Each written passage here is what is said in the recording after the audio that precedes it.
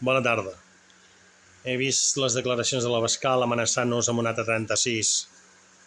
Literalment ho ha fet entreveure.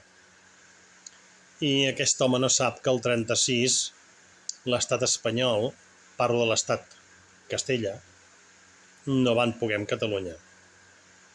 Va ser l'estat espanyol amb Itàlia i Alemanya.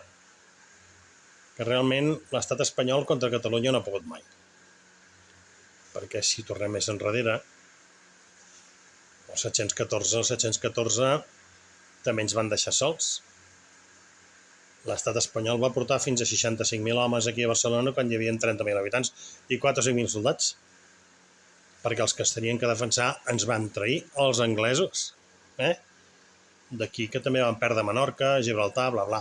Però bé, tornem a l'Abascal. L'Abascal aquest és un tros de carn, és dolent, és un fill de puta, però ningú li ha dit en l'hemicicle, i a l'hemicicle els tenen que dir les coses. Tampoc és molt greu dir-li que és un fill de puta a l'hemicicle, No, perdona.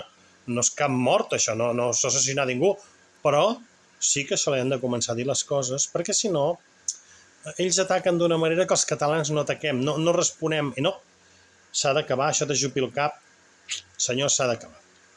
O som o no som, o ens ho creiem o no ens ho creiem.